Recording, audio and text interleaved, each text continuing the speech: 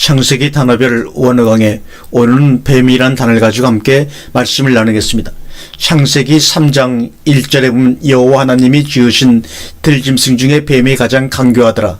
뱀이 여자에게 물어 가로되 하나님이 참으로 너희더러 동산 모든 나무의 실과를 먹지 말라 하시더냐. 뱀에 대해서는 창세기 3장부터 등장하여 요한계시록 20장까지 꼬리를 끌고 가는 성경 역사 속에서 뺄래야 뺄 수 없는 끈질긴 존재입니다. 이 뱀은 생물학적 뱀이 아니오 다른 형태의 실존적 존재가 뱀의 모습으로 나타난 것뿐입니다. 다만 처음에 뱀으로 등장하는 것뿐이요 이것은 변하고 발전합니다. 지금도 역사하고 있고 앞으로도 상당 기간 우리를 괴롭힐 존재로서 결코 묵과할 수 없는 우리들의 원수입니다. 먼저 뱀이라는 이 단어가 어디에서 연유하였으며 어떠한 의미로 이해해야 할 것인가에 대해서 함께 생각해 보겠습니다. 나하시, 이게 뱀이란 뜻입니다. 본문에 기본 어근은 본래 쉬하는 소리를 내다, 즉 마술적인 주문을 속삭이다, 예지하다, 무엇을 확실하게 점치다, 또는 경험으로 배우다, 열심히 관찰하다, 복술사, 마술사 이런 뜻으로 쓰인 단어가 바로 나하시입니다. 이것을 우리 성경에서는 뱀이란 동물의 이름으로 우리가 번역을 했습니다. 이상의 해석들은 뱀이 단순히 들짐승 중에 하나가 아닌 지적이고 예리하고 관찰력이 있는 지능적인 존재라는 것을 의미 속에서 우리에게 말씀하고자 하는 것입니다. 그러나 그것을 바른 대로 사용하지 않고 왜곡하여 옳지 못한 쪽에 기울이기 때문에 문제가 되는 것이죠. 다시 말하면 지능적인 범법자 노릇을 할 가능성이 항상 잠재해 있는 듯한 느낌이 드는 단어가 바로 나하시입니다. 이 나하시가 사용된 구절 중에 이렇게 사용된 구절들이 있습니다. 옳게 사용된 경우와 옳지 않게 사용된 구절들을 비교해보면 무엇인가를 우리가 알 수가 있을 것입니다. 한번 보지요. 창세기 30장 27절에 라반이 그에게 이르되 여호와께서 너로 인하여 내게 복을 주실 줄을 내가 깨달았노니, 이게 나하십니다. 내가 나를 사랑스럽게 여기거든 유하라. 하란의 외삼촌 라반이 야곱을 붙잡아두기 위해 가모니설로 설득하던 중에 한 말입니다. 여기 나하시는 깨달다는 의미로 쓰이지만 실은 내가 점을 쳐본다는 의미로 쓰여야지 맞는 단어입니다. 내게 복을 주실 줄 내가 하면 점을 쳐봤더니 내가 나를 사랑스럽게 여기거든 여기 유하라. 또 창세기 40장 15절에 요셉이 그에게 이르되 너희가 어찌하여 이런 일을 행하였느냐. 나 같은 사람이 점 잘 칠 줄을 너희가 알지 못하느냐. 이것도 나하십니다. 이 구절은 여러분이 잘 알다시피 요셉이 애굽의 양식을 구하러 온 형들에게 양식을 잔뜩 실어 보내면서 형들 중 하나를 붙잡아 두려고 양식 자루 속에 자기가 애용하던 은잔을 집어넣었다가 다시 붙잡아와 생트집을 잡는 과정에 사용한 단어가 바로 나하스입니다. 나하스의 PL형 동사는 점치다, 복수라는 의미로 쓰이는 단어가 바로 나하스입니다. 그 다음에 5173원에 네아스는 발람 선지자가 이스라엘을 축복하며 부르던 노래 가사에 쓰였던 단어로 복술이나 사술의 의미를 지닌 5772번에서 유래한 명사입니다. 발람은 축복해야 할 선지자가 복수를 쓰려고 하다가 나귀의 책망을 들은 이중인격적 존재로 유명합니다. 내 하나님의 사람은 축복만 해야 합니다. 다른 생각을 품으면 나아시 뱀이 되는 것입니다. 민수기 23장 23절에 야곱을 해야 할 사술이 없고 이스라엘을 해야 할 복술이 없도다. 이때 야곱과 이스라엘에 대하여 논할진대 하나님이 행하신 일이 어찌 그리 크뇨하리오다. 사술 나하십니다. 민수기 24장 1절에 발람이 자기가 이스라엘을 축복하는 것을 여호와께서 서은히 여기심을 보고 전과 같이 사술 나하시를 쓰지 아니하고 그 땅을 그 낯을 광야로 향하여, 이렇게 말씀하고 있지요. 5175번 뱀이라는 나하스는 남성 명사요. 또 5178번 네세트는 여성 명사인데 네세트는 노시나 동, 번쩍번쩍하는 구리를 말합니다. 네세트. 그런데 남성 명사 나하스와 여성 명사 네세트가 만나는 곳이 있죠. 우리말 성경에는 노뱀으로 나오는 바로 민수기입니다. 뱀이 무언가를 무엇을 말하는가를 깨달아야 합니다. 민수기 21장 9절 읽겠습니다. 모세가 노뱀을 만들어, 네 세트입니다. 만들어 장대 위에 달아 뱀에게 물린 자마다 노뱀을 쳐다본 즉 살더라. 힘센 장사 삼손은 여자의 계략에 휘말려 머리를 깎이고 붙잡혀 두 눈이 뽑히고 노줄에 묶여 옥에 갇힌 채 맷돌을 돌립니다. 자기를 묶은 노줄이 무엇을 상징하는 것인지를 깨달으라는 것입니다.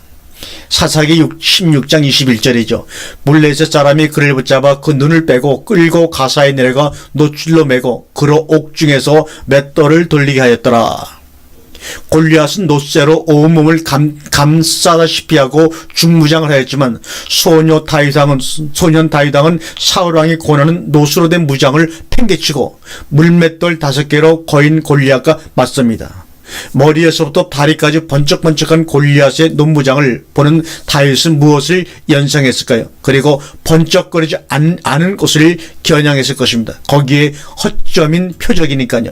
역시 뱀도 허점이 있습니다. 주님은 마태복음 4장에서 거기를 겨냥하셨죠. 사무엘상 17장 5절에 머리에는 노투구를 쓰고 몸에는 어린 갑을 입었으니 그 갑옷의 중수가 놋 5,000세켈이며 그 다리에는 놋경각을 쳤고 어깨 사이에는 놋단창을 메었으니. 사무엘상 11장 38절 말씀을 또 볼까요? 이에 사울이 자기 군복을 다윗에게 입히고 노투구를 그 머리에 씌우고 또 그에게 갑옷을 입히매 다윗이 칼을 군복에 차고는 익숙치 못하므로 시험적으로 걸어보다가 사윗에게 고하되 익숙치 못한 이것을 메고 가지 못하겠나이다 하고 곧 벗고 손에 막대기를 가지고 시내에서 매끄러운 돌 5을 골라서 자기 목자에 재구고 주머니에 넣고 손에 물매를 가지고 블레셋 사람에게 나아가니라. 골리앗이 두르고 있던 이런 중무장 군복이나 무기들을 만들어낸 조상이 바로 창세기 4장의 가인의 우선 라멧의 두 아내 중 두 번째 부인 실라가 낳은 라벳의 셋째 아들 두발가인입니다. 데이비스는 두발가인이라는 이름을 이렇게 설명했습니다. 가인의 번식이라고. 곧 골리앗의 조상이기도 합니다. 창세기 4장 21절 그러니까 실라는 두발가인을 낳았으니 그는 동철로 각양 날카로운 기계를 만드는 자요 두발가인의 누이는 나아만이었더라. 그러나 죽이고 싸우는 가인의 시대는 가고 화평의 시대가 이렇게 올 것을 이사야 선지자는 예언하고 있습니다. 그것이 바로 이사야 60장 17절 이하의 말씀입니다. 내가 금을 가져 놋을 대신하며 은을 가져 철을 대신하며 노수로 나무를 대신하며 철로 돌을 대신하며 합평을 세워 관원을 쌓으며 을을 세워 감독을 삼으리다.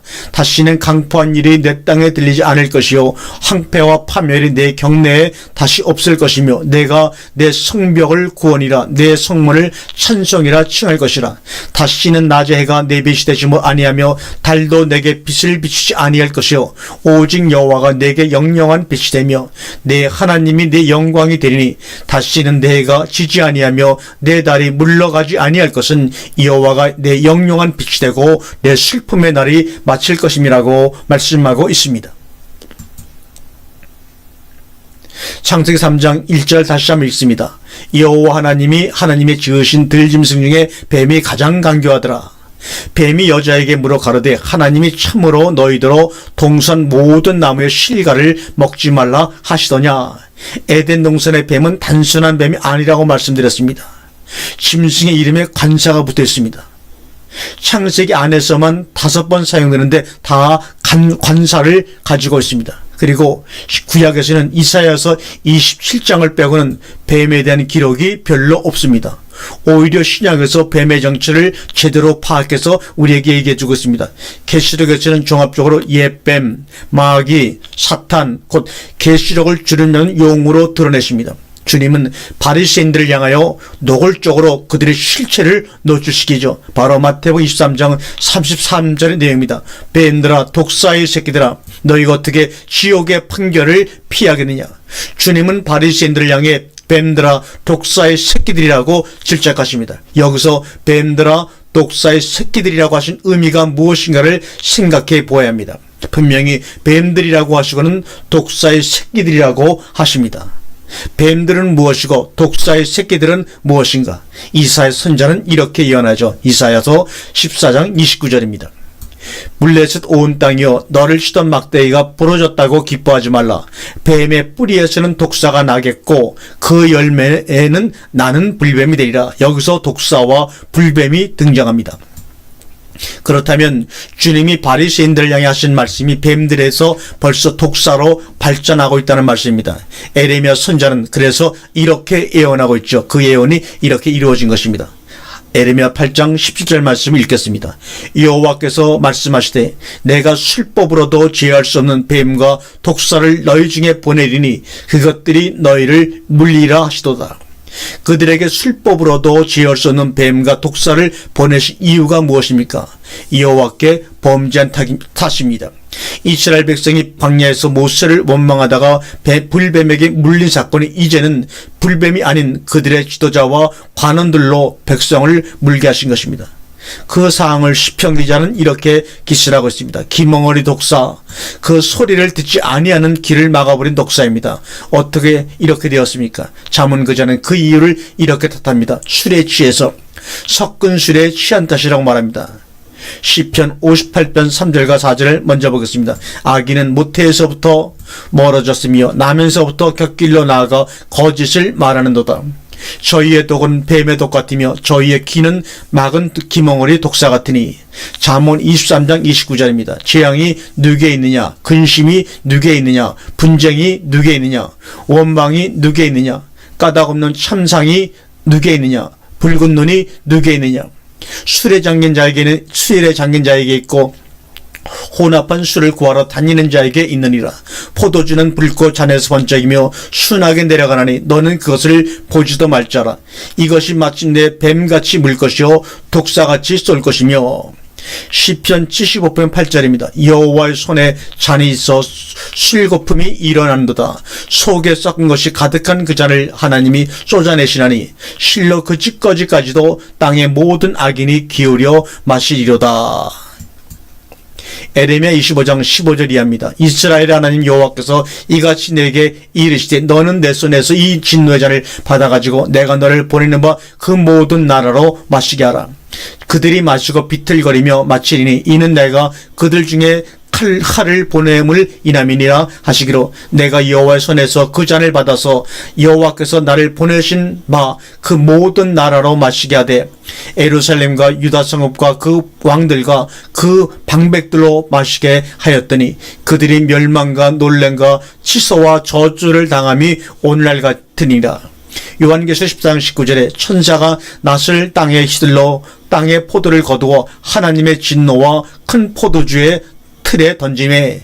요한계시록 19장 15절 그의 입에서 이러한 검이 나오니 그것으로 만국을 치겠고 저희를 철장으로 다스리며 또 친히 하나님 곧 전능하신 이의 맹렬한 진노의 포도주 틀을 밟겠고. 신명기 32장 32절에 그들의 포도나무는 소돔의 포도나무요 고모라 밭의 소산이라. 그들의 포도는 쓸개 포도니 그 송이는 쓰며 그들의 포도주는 뱀의 독이요 독사의 악독이라. 시편 140편 3절입니다. 뱀같이 그 혀를 날카롭게 하니 그 입술 아래는 독사의 독이 있도다. 셀라. 마태복음 12장 34절입니다.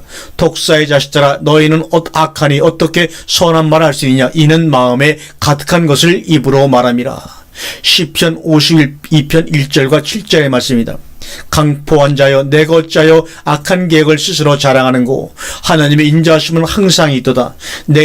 내 혀가 심한 악을 꾀하며 날카로운 식도같이 간사를 행하는도다. 내가 선보다 악을 사랑하며 의를 말함보다 거짓을 사랑하는도다. 셀라. 간사한 혀여 내가 잡아먹는 모든 말을 좋아하는도다. 그런즉 하나님이 영영이 너를 멸하시며 너를 취하여 내 장막에서 뽑아내며 생존하는 땅에서 내 뿌리를 빼시로다. 셀라. 의인이 보고 두려워하며 또 저를 비웃어 말하기를 이 사람은 하나님으로 자기 힘을 삼지 아니하고 오직 그 재물의 풍부함을 의지하며 지약으로 스스로 든든케 하던 자라 하려다. 아멘. 하나님이여 나의 근심하는 소리를 들으소서. 시편 64편 2절입니다. 주는 나를 숨기사 행악자의 비밀한 꾀에서와 죄악을 짓는 자의 요란에서 벗어나게 하소서. 저희가 칼같이 자기 혀를 연마하며 화살같이 독한 말로 겨루고 숨은 곳에서 완전한 자를 쏘려하다가 갑자기 쏘고 두려워하지 두려워하지 않도다. 저희는 악한 목적으로 서로 장려하며 비밀이 올무놓기를 함께 의논하고 하는 말에 누가 보려 하며 저희는 죄악을 도모하며 이르기를 우리가 묘책을 찾았다 하나니 각 사람의 속뜻과 마음이 깊도다.